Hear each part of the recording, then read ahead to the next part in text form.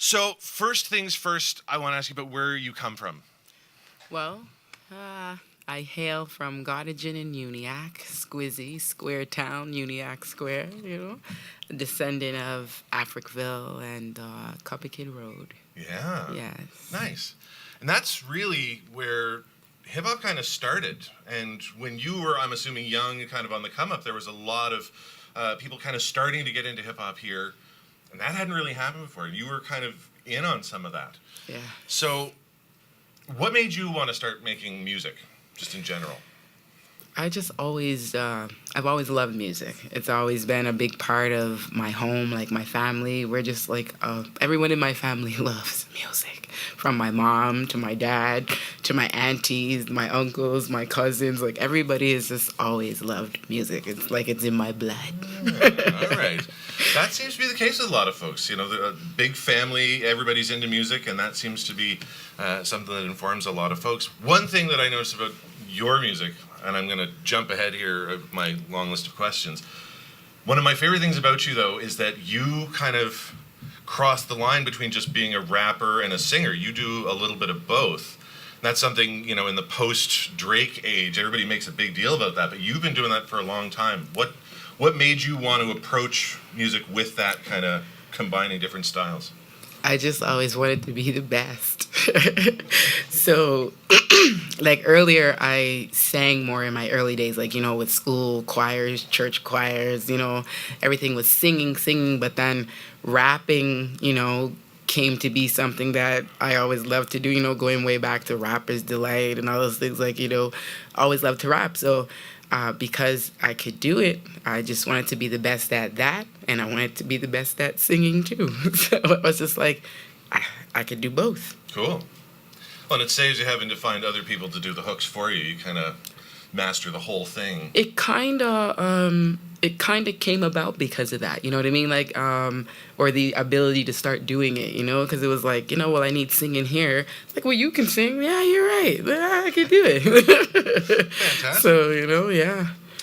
So, in terms of kind of getting into hip-hop in Halifax, as I said, when you kind of started out, you were on the first big crest of things as they were happening. So, who were you aware of, kind of locally and around the square or wherever else that was into hip-hop? Well, before me, there were a lot of, like, groups in the area, groups going back to, like, rap groups that just came out from where we were, some from Dartmouth, some from the square. You had, like, LC Posse from Dartmouth. You had The New Beginning from the square. You had Care Crew from the square.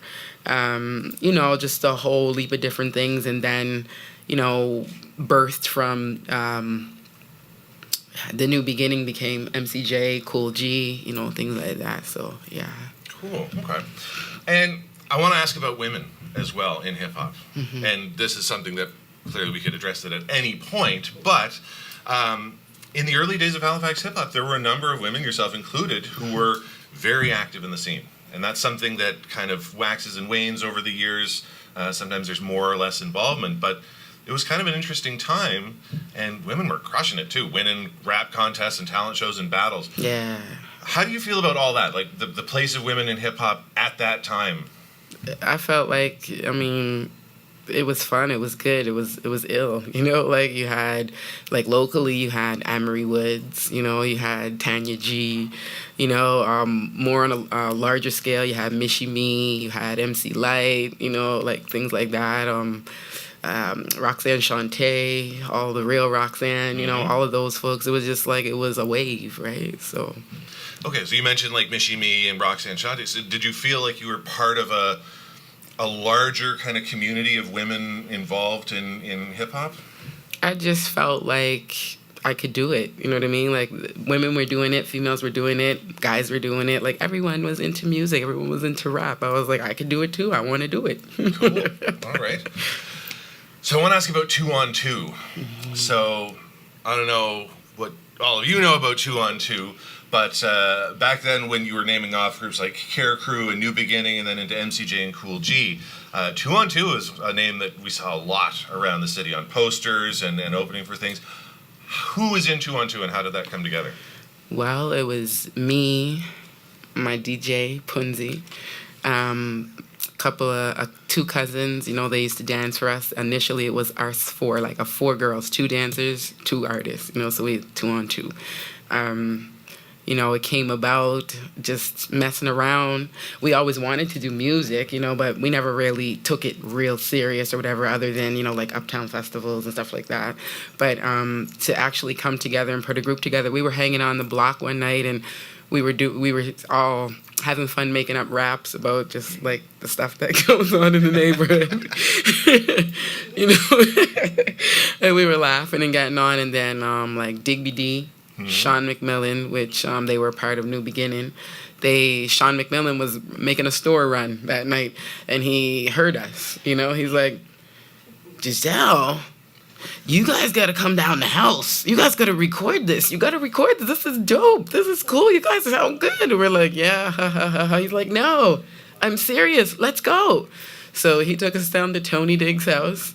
It took me about 30 minutes to stop laughing, and spit this rap verse. And they're like, yo, you guys got to do this. And they're like, let's put a group together. And I was like, okay, I know who I want to be in it. So we were just like, she wasn't even there. And I'm like, Nicole, you're my DJ. You're going to be my DJ. So we just went, once we did it, she started doing little lessons with Tony, Digby D. Yeah. And 45 minutes, she learned how to cut, mix, and scratch. Nice. I was like, see, I knew you were perfect. Yeah. So you mentioned the Uptown Festival there, just briefly. And you mentioned like working with Digby D and that sort of stuff. Mm-hmm. Where could you go to actually do hip-hop? Where could you perform and be part of the culture in that way? Well, in those early days, we did shows at places like Pub Flamingo. Even though, we weren't old enough, we were in there opening for Dream Warriors. Even in the earlier days of just like dancing, before we even started rapping, I was dancing with like Care Crew. We were down there opening for Mishy Me and everybody, so outlets like that. And Tony and Sean, they had been doing music a lot longer than we had in terms of New Beginning and before that. So they had certain connections of people that they knew, and they started planning actual shows, which is how we got together with MCJ and Cool G in terms of opening and going on tour with them. Nice. So it's crazy, like how things sometimes can be so hard, but sometimes it is so easy, Yeah, fair enough. Like, they knew what they wanted, we knew what we wanted, and we just kept pushing, and they just kept pushing, and things just kept happening. And you went venues just kept opening up. You went from somebody going to the store and overhearing you to come on down and do some recording to touring with MCJ and Cool G, who in the early 90s were really like the biggest thing ever out of here. That was such a huge moment because they were, for those who don't know, the first rap group out of the East Coast here to get signed to a major label. So they got a deal and they got to do some really interesting work. So you got to kind of go along for the ride with that. Yeah, we did. What happened was as I was saying, Tony and them, they got together with a producer, actually a promoter from Ottawa named Wally. And they put together that show with Maestro, MCJ, Ground Control, I believe they were called, us, and Canada's Most Wanted, which were a dance group from out here as well. That's right. Yeah, yeah, Canada's Most Wanted, definitely a legendary dance crew. Mm-hmm. I've heard a lot about them. If anybody's out there, was in the group, know somebody, get at me.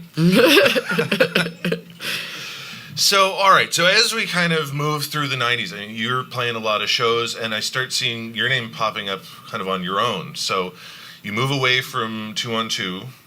And this is right around the time, I think, that that Underground Presents album comes out. I was still here for that. That was when we got involved with Mark Perry from EMI. Okay.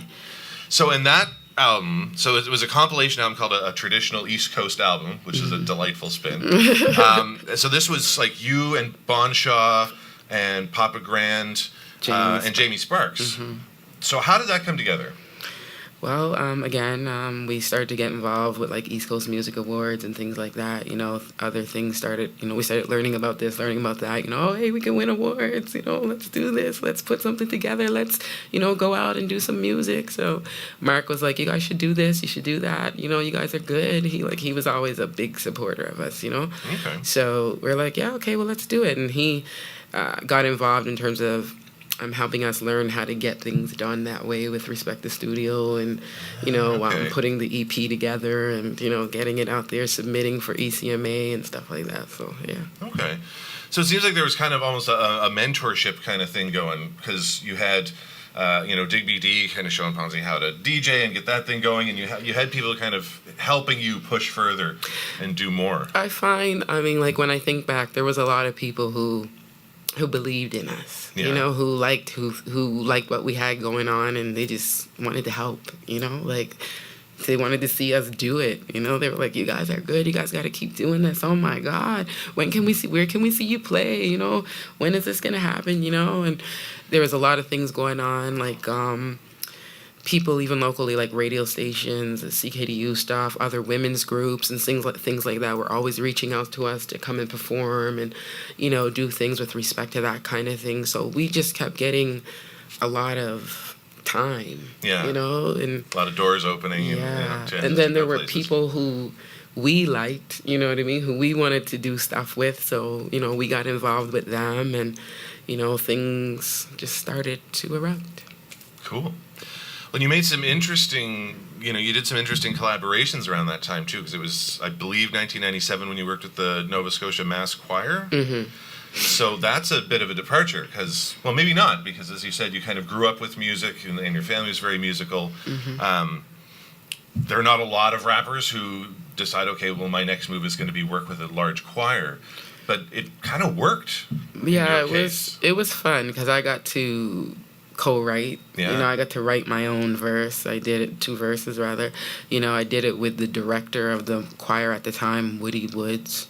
You know, I got to work with Jackie Richardson, and, you know, then we got to do the Hallelujah show behind it. Like, so it was just, again, like, things that just kept happening like Yeah. they were supposed to, you know. And it seems, again, almost like a natural progression to branch out a little bit from just more traditional hip-hop stuff. Well, like, I always was, like, into children's choir, church, things like that growing up. So doing a song that promoted something spiritual or something happy or just, you know, something positive was, I mean, it was just another plus. Yeah. So. All right. Well, you get to kind of bring in that other side of your musical Yeah, background. when you get to do something for God, you know what I mean? Yeah. Kind of come out of the me, you know, oh, that would be nice. Yeah, let's do that. Let's give thanks for something good here, you know? All right.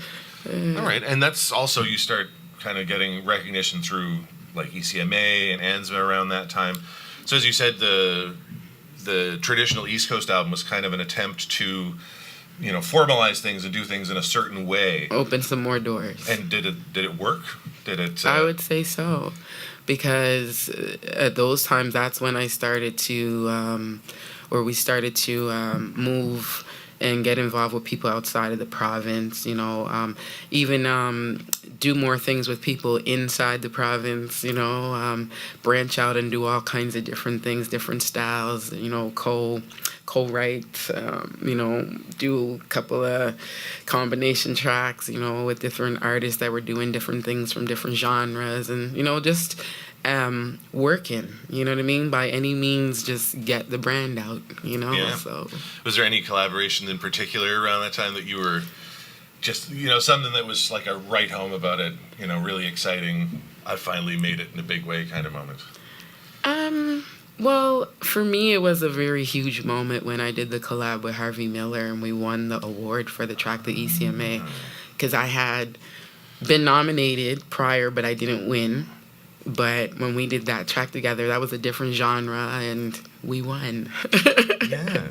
Yeah. So again, I mean, we're bouncing around a bit now, but you make a very good point. Like, you keep doing these very interesting collaborations that take you out of hip hop, sort of, and then you bring that to it. But you also bring, like, R&B and soul and gospel to it as well. So you bring a lot to the table. But you were collaborating with the choir, the Harvey Miller one. So that was for the album Milestones. Yeah, the track Hip Boppin'. Hip Boppin', yeah, and that was a big track. Yeah. It was an interesting one because, again, you're branching out of hip hop into that. But I used to do a lot of stuff with the Freedom Jazz Band. Like, Yeah. you know, they'd be doing shows and I'd be with them. You know, me, Papa Graham, Bon Shaw, you know, we'd be moving around with them doing stuff all the time because they did a lot of funk soul, you know, a lot of, jazz, soul. Like, so we kind of, it worked. You know, it was fun.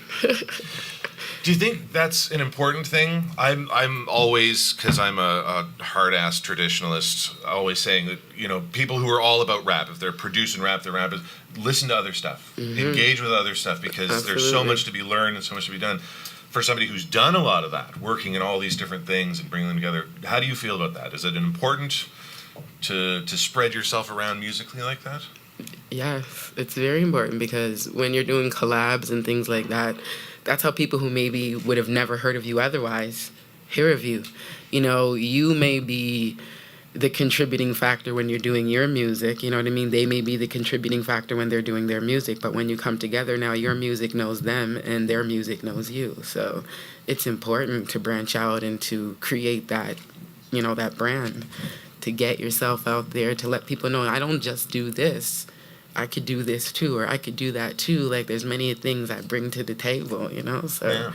Well, it satisfies artistic curiosity too, to get to kind of break away from the thing you've been doing and work in slightly different areas. And it's also work. Like, I mean, I've done a lot of stuff for people where, I'm not the singer on the track, but I've done their backup vocals for them, or I've done some harmonies for them, or, a hook for them, that kind of thing. So that's very important. Cool. Yeah, and sometimes it's about contributing to a project and doesn't always have your name on it, but yeah, it's you make connections, you meet people. Right. Fantastic. So in terms of big collaborative projects, I want to ask you a bit about the EMI one, the 44 North, 63 West compilation. Mm-hmm. So kind of what you just said, opening new audiences. This was one of the first kind of major label experiments with East Coast hip-hop. Trying to put on East Coast MCs and get everybody out there. You were prominently featured on that alongside Ground Squad and Classified, Nathan C., a lot of really legendary figures, and you're almost on there more than anybody. So this is a legendary compilation. If you're not familiar with it, you can look it up, but it's one that's been written about and discussed as an important historical moment. And you were right in the middle of that. So how did you get involved with this large-scale project? Mark Perry, once again, because he was working for EMI then, and he was with us a lot, doing a lot of things, helping us put little tours together, do, like, again, the EP, whatnot. He got EMI to come down here and work on some stuff with us. He kept submitting different things to them to show them what we were doing, they're so talented, we got so many artists, you guys have to do something out here. So they were like, okay, well, we'll do this. We'll book up the studio time, we'll bring in a producer, because at that time, there weren't a lot of well-known producers here, or people that we were privy to. So we were limited where production was concerned. So they're like, okay, well, we'll send down Too Rude. We'll bring Too Rude and Soul Fingers down, R.I.P. Soul. We'll bring them down and, see what you guys can work with. And before they came, we submitted tracks to them and stuff so they could work on some stuff before they got here. And when they got here, we had a week or like 8 days, I think it was, in the studio to get everybody's track done. And I never went home. Fantastic. Yeah, it's been, the production end of that has been kind of controversial. There are still people to this day who kind of pound the table and say, oh, East Coast producers should have been involved. But you make a good point that they weren't necessarily on the radar.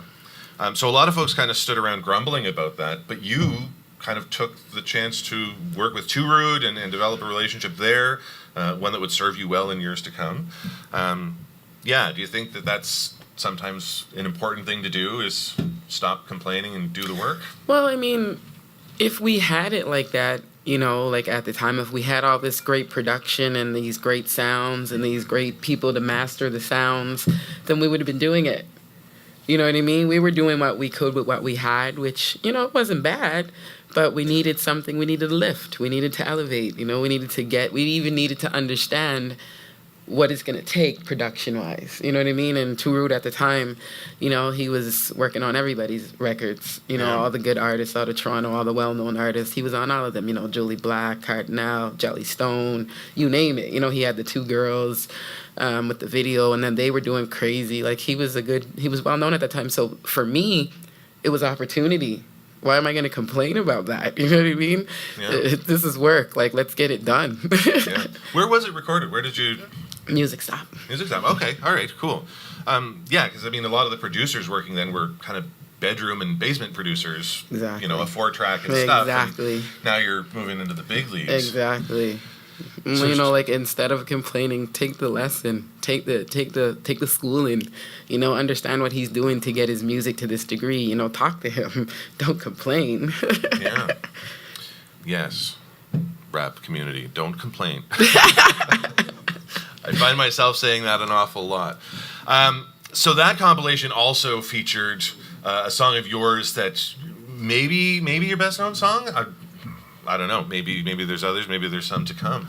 But "Playa For Life" was featured on that compilation, and you had a video for that, and it really kind of blew up. Your name suddenly was everywhere. I remember being a kid up in Clayton Park and seeing your name all over the place and thinking, wow, there's like super famous people in my town. So tell us kind of the story of that song. What was that all about, and where did it take you? Well, it was for me whenever I used to rap, I used to always want to have the best like battle rap. Like I didn't want to rap against girls. I wanted to be able to go up against guys, you know? So whenever I was rapping or whenever I was writing, I would always write with that in mind. So, you know, life things that you go through and this and that, or maybe your friend or somebody you know went through, or, you know, just realness, you know, like life. You know, I'm going to take this experience and I'm going to write about this. I'm going to put this in my verse. I'm going to put that in my verse, and I'm going to write it. When I write, I'm going to make sure it sounds ill, and you can put it next to anything else that you listen to and you call dope, you know? Nice.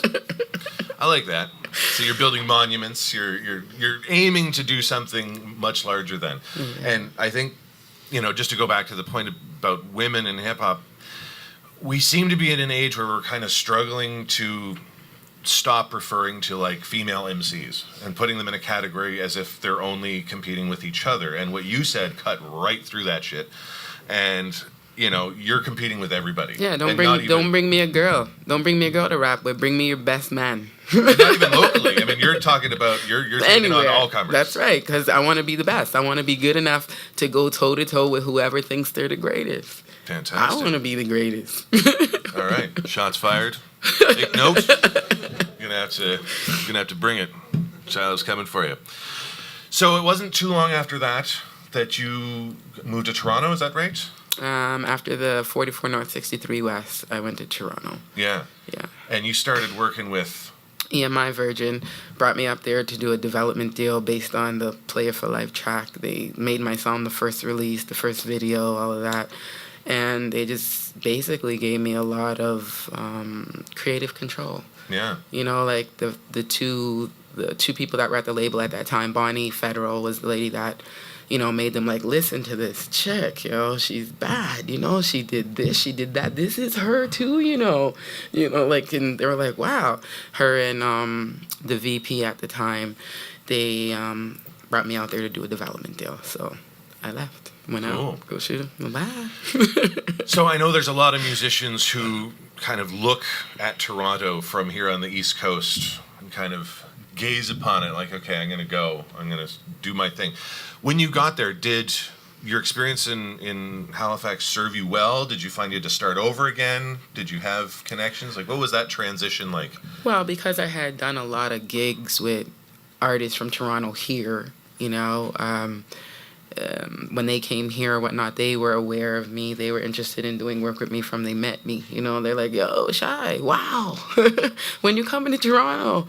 You know, so Choclair was a label mate, you know, right off the hop. And then so I got to meet all Solitaire, Roll Dollar, Cardi, Tara, everyone, just because Jully, you know, I did stuff with some of them here first. So yeah. So you had a bit of an in. They knew. And then working with Too Rude, he also, you know, made me meet other artists that he worked with and stuff like that. So, yeah, it's like I said, like things just, once the ball was rolling one way, it was rolling the other way too. You know, it was always one thing created something else over here. So that's why I was always in everything I could be in. you know? Yeah. Because it opens up more doors. So. Well, and you continued to do in Toronto what you had done here and branching out. So you did like a reggae dance hall track that was really huge. Trying to remember what that was called. Superwoman. Inspector Lenny. Yeah. So again, you kind of continued to do that. Did that continue to serve you well, being flexible in how you approach things? Yes, it did, because that I did that after the Superwoman track. I did that after I did stuff with Jellystone, after I did stuff with Miss Me, after I did stuff with Tara. You know, it was like Ghetto Concept, you name it. You know what I mean? Every time I turned around, every time I did something, every time I was in the midst of other artists, I would work my butt off and I would impress them as best I could to the point where they won't stop talking about me either. You know what I mean? So it's like, wow. Like I'll never forget Kardinal. He's like, when the first time we got in the studio, he's like, wow, Shy. So you mean you could just spit a mean verse like that and turn around and sing like an angel? Like, what's going on here? Like, how did you get this? Like, what is this? You know? So, yeah, it was like, they used to all call me the hook doctor up there. Yeah. Somewhere young Drake was taking notes, and like, I'm going to do this. And back there, it's funny, you know, because back then, I faced a lot of things where people were like, well, you have to pick one. You can't do both. I'm like, no, I'm doing both. This is what I do. I do both. Yeah. You know? And they're like, okay. And then, like I said, Bonnie Federal and the VP at the time, they were on it. They were like, no, Sha, I see the vision. I see it. Let's do it. So, yeah. Well, and there was it's changed, I think, a little bit at least over the years, but there was a real gendered kind of thing. Like, if you're a woman, you do the R&B side and you stay with the hooks, and if you're a dude, then you do the raps. You weren't having that at all. No. And even when they were trying to suggest that you should, you stuck with it. Because, again, there was kind of a vision of a different way to do I just things. used to take it like, you don't want me to rap because you're afraid of me. That's right. And you don't want me to sing because you're afraid of me. So I'm going to do both to make you even more fearful. Yeah. You bust out some dance moves, you get the triple threat going. Yeah. Everybody's scared. You know, that's exactly it. Once you're doing, they're like, yo. And it was funny because, you know, I didn't even realize I didn't even realize how much they were all checking me, you know, how much they were all watching what I was doing. And as I was meeting people, like Infinite, he's won Junos and stuff like that, you know, Toronto rapper. He used to be a member of Ghetto Concept, and then he went solo. And the first time I ever met him, he was like, football field, East Coast, yo, you're the shit. When can we do a track? And I was like, ooh, okay. Because I thought he was ill too, you know? Like, I was like, oh, God, that's the first question you got for me? Okay. Let's exchange numbers.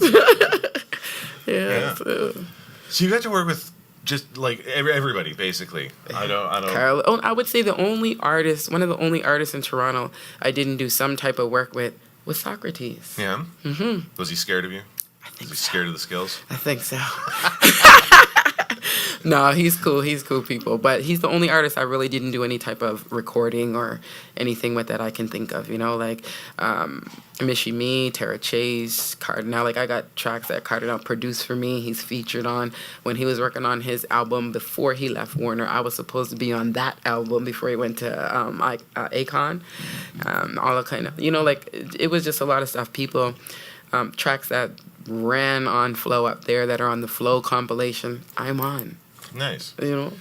So is that, I was going to ask you about one thing that happened in 2006.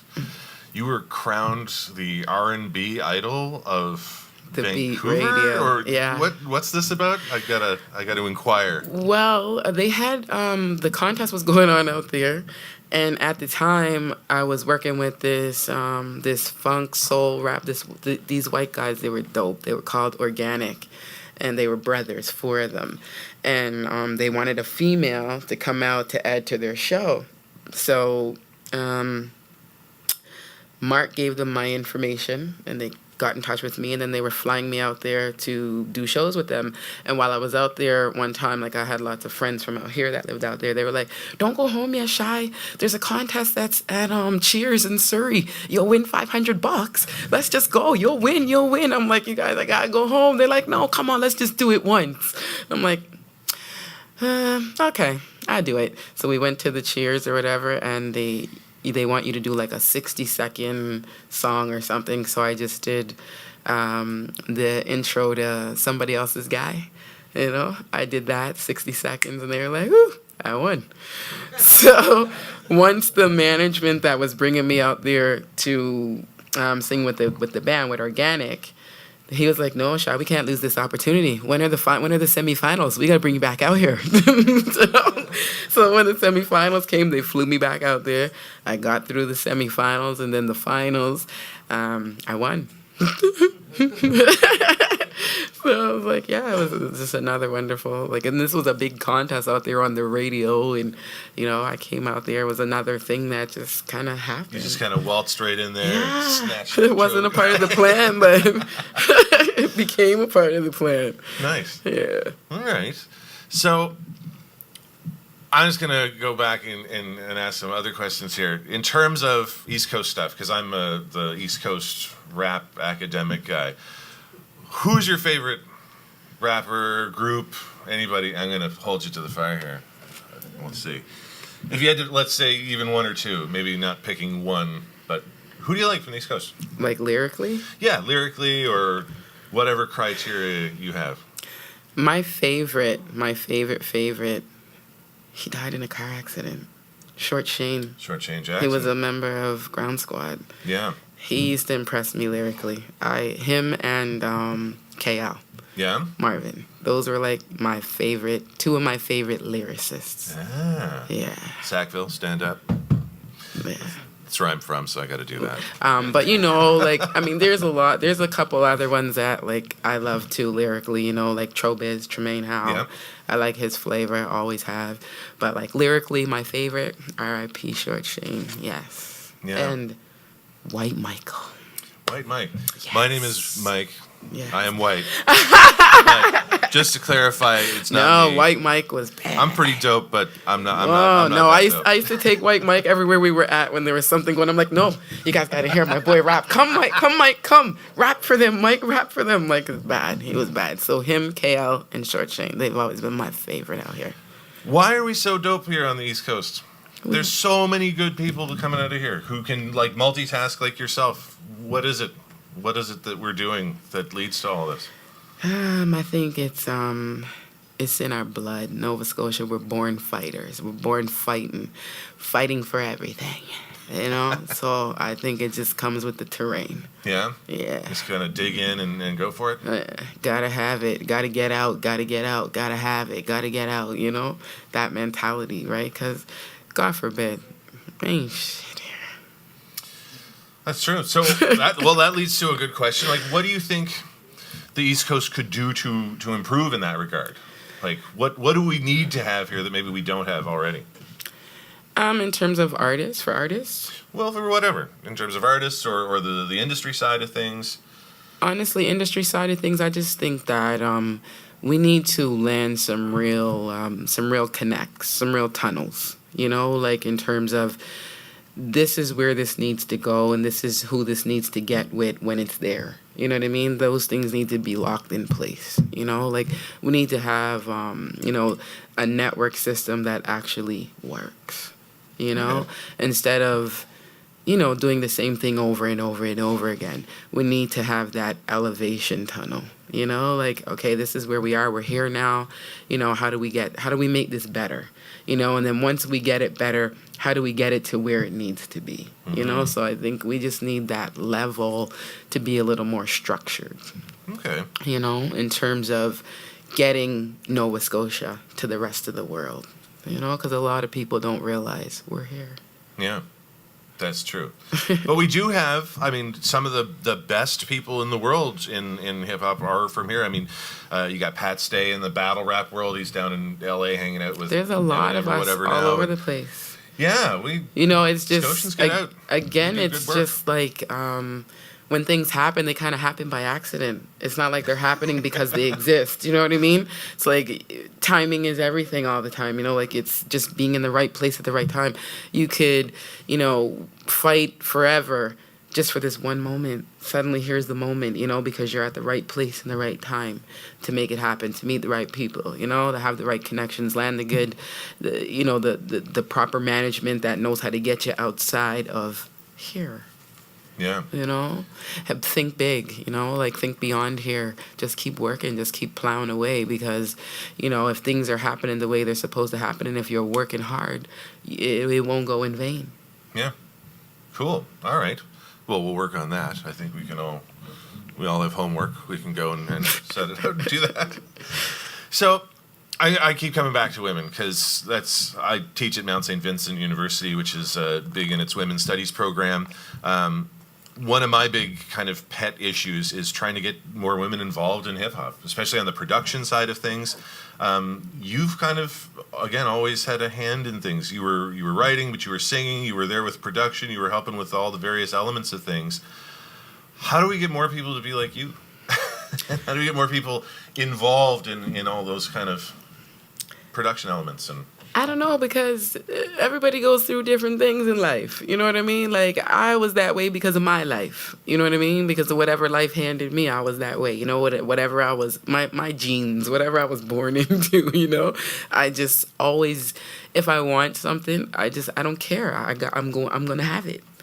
I've always been that way. Like, you know, you got to believe in yourself. You know what I mean? Like, if it's what you want, then don't let nothing stop you from having it. Cool. I like the sound of that. All right. Okay. What about the future for you? What are you working on anything?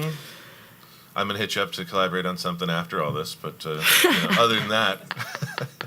Yeah, I am actually. Once I get back to Toronto, I'll be working on some new stuff, getting some stuff that I've got completed, and, you know, about to put out something fresh and new. I just connected back with somebody that is very good for me when we're working, you know, creative-wise. And they were gone, like somehow they moved, and I hadn't heard from them in forever, and now they're back in Toronto. The studio is up, so I can't stop getting calls the whole time I'm down here. When are you coming back? When are you coming back? You know, so yeah, definitely. Nice. Well, it's good to be in demand, too, so I'm looking forward to this. You got to send me copies of stuff as soon as you get it. Okay. I want to ask you to, like, bestow some advice on everyone, because you have, as you said, found yourself in front of a lot of interesting doors that have opened up, and you've chosen to go through them, and it's led to some really interesting things. Again, working with choirs and working on jazz projects and working with some of the biggest names in hip-hop. What advice would you give to people in terms of, you know, putting themselves out there? Well, something Tony and Sean instilled in us from we started. Don't be taken by anybody who's famous. They're just like you. The only difference is they got a deal. You know? Just do you, believe in you, and keep doing you. Respect yourself. You know? Don't let nobody talk no game to you. And plow away at it. Yeah. Don't quit. That works.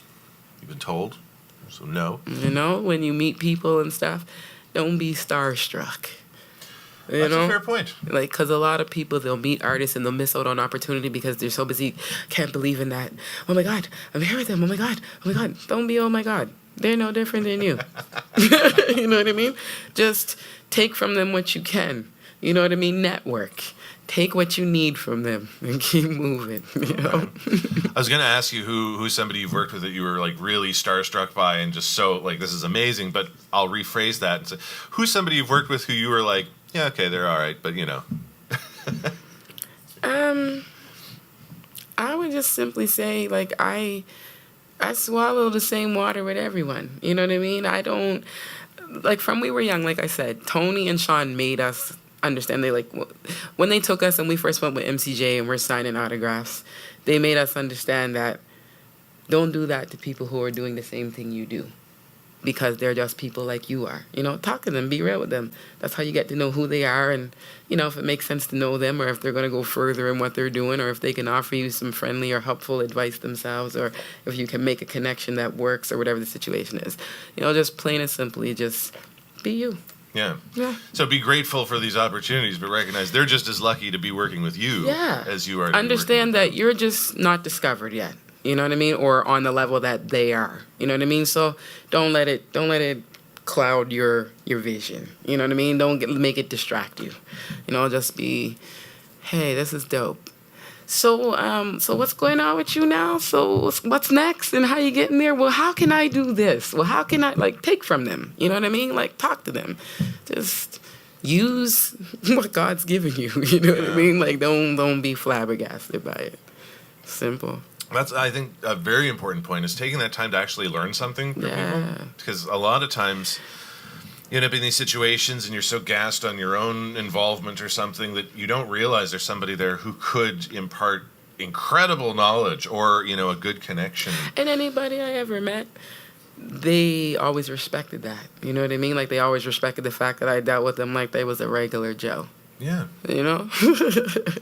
They always respected it. They're just like, wow, you're cool, Shy. I'm like, really? Oh, you're cool, too. Like, yes, I am. You know? All right. Okay, so we only got about a couple of minutes left. I got to ask you, because I do a lot of the hip-hop lectures and that sort of thing. And the question I always get asked is to kind of speak on the current state of the music industry, which I'm always vaguely annoyed at having to do, but I'm going to foist that on you right now. What do you think about kind of the broader hip-hop community, whether, internationally or in Canada or however you choose to interpret that? Well, I think that it's grown. I think it's changed a little bit. It's opened up a lot to different things. Like, I find there's a huge southern sector now that never used to be there. It used to be more Western or East Coast. Yeah, you know what I mean? New York or L.A. Now it's Atlanta. Yeah, now it's down south, South Carolina, Atlanta. So I feel like it's opened up a lot because a lot of the music that we're hearing now, you only used to hear if you went there. So I feel like now, it's grown to a larger capacity in terms of what it all is, all the flavors and everything. Mm-hmm. But I mean, in terms of the industry itself, the internet's opened up a lot of doors for people, trying to get their music out there and stuff like that. There's a lot more avenues, to get yourself out there and things like that. But overall, it's pretty much the same, It's pretty much the same, just grown. It's grown. There's a lot more avenues and things like that, but yeah, a little different. Okay. Really. What about like the post Drake world? Because I know like Toronto is this kind of weird space because you've got the very visible and mainstream Drake who media is paying attention to, but then there's like the hip hop community, which has been doing things for a long time. Drake wasn't necessarily involved in any of that. Is it still going strong? Is there still like a good community? There's still a lot of artists in Toronto that work and do stuff. Yeah, there's a lot of up-and-coming artists right now that are out fresh. They're adapting other sounds and stuff. So you may not even realize they're from Toronto anymore. Because at one point, I found that anyone that came from Toronto sounded like they were from Toronto. You know, so now it's kind of hard to tell because everybody's adopting other stuff now. It's not just about this one sound anymore. So. Yeah, the internet plus Atlanta. Like, now. look at Tory Lanez. Okay, yeah. You know what I mean? Good like. Example. I was in Toronto forever. I didn't know he was from Toronto. I was like, oh, he's from Mississauga? Wow. It's that way it's changed. So you'll hear a lot of stuff that's out from Toronto, and you're just like, you think it's U.S. You don't even know it's from Toronto. So. Well, and that used to be, Halifax sounded very much like Halifax, yes. and the West Coast sounded like the West Coast, and Toronto sounded like Toronto. Yes. And then, Quebec had its own thing, and that was very different. But yeah, so you think that's changed? Like the internet has changed how? I don't know if it was the internet that did that or just I guess kind of it's responsible for that because of the opening up and the different genres taking more of a percentage of the sound, and I think it's just people understanding that it doesn't have to just be this one way. You know what I mean? Like, do you, whatever feels comfortable for you, whatever comes natural to you, do that. You don't have to copy off of these folks just because they're from where you're from and this is how they sound. Do you. Be original. You know what I mean? And that if that means you sound like you're from somewhere else, then do you. Yeah. No, I think that's really good advice. So we've got about 5 minutes left, I think. We're getting the little sign in the back. I figured we could take a question or two if anybody has a question they want to. So, being from the square, coming out of Nova Scotia, do you think it's important to get out of Nova Scotia to be successful, or do you think you can create a successful base? I think that it's important to work yourself out of Nova Scotia. Like, I feel like you'll come to a point where you've done everything here. So you have to, it goes back to what I was saying about the elevation point, you know what I mean? Then it comes time to step your game up now. You get good here, then you go be great somewhere else. You know what I mean? Yeah. Yeah. What I see in the hip-hop community is, like, everybody's like, I gotta go to Toronto. Even before they accomplish anything here in Nova Scotia. No. Get it together first, you know? Understand why you're going to Toronto. You know what I mean? Because just being in Toronto doesn't make it easier. You know what I mean? Because there's a bunch of artists in Toronto trying to do it too. You know what I mean? Like, when I left here after doing so many things. You know what I mean? Like, I grew to love what I do here, and I capacitated the things I could do. After a while, it was like, now I'm just repeating myself. So now I have to go. Like, and the door opened for me to go do a development deal, so that was the next step. You know, that was the next elevating. Now let me go up here and learn some more and grow some more and do some more, you know? So yeah, it's certainly important to figure out what it is that you want to do. I mean, sometimes you got to leave. You know, you might not figure it out here or whatever. You might not get the loophole here, but build and then, you know, take it on the road, you know? One of the big things that really made me want to come to this interview was because I was reading like the description of it and saw that you were from the Uniacke Square area. I went in on that because I live directly across in the brick apartment building from Uniacke Square on the corner of Charles and Cottagen. Okay. Been living in that general area for the past couple of years and have really grown to 5511? Yeah, that exactly. You can see. I used to live in that building. You used to live in that building? You can see the exact balcony right on the corner of that apartment building. Okay. It's kind of a weird little, like, thing underneath of it that someone who lives beneath me has built at the time. Anyway, but just over time living just as someone who's working on my own stuff while just living my life, going to work, doing whatever in that general area, I've come to really like the area, but naturally, just like the point that you guys were just talking about, you need to work yourself out of Nova Scotia eventually, but you never forget about where you're from. You never forget about where you grew up, your experience growing up, and all the things you loved about it. And like, what would you say from growing up around the north end of Halifax? Like, what little piece have you just been carrying with you while going forward through life, just experiencing all the changes and all of everything? I don't know. Well, I tell you this, I make it a point to come back to recharge, you know, because sometimes you get away and everybody else is, you know, their area, their environment becomes yours. So sometimes it can change the way you do things. So whatever it is about home, I call it God's country here.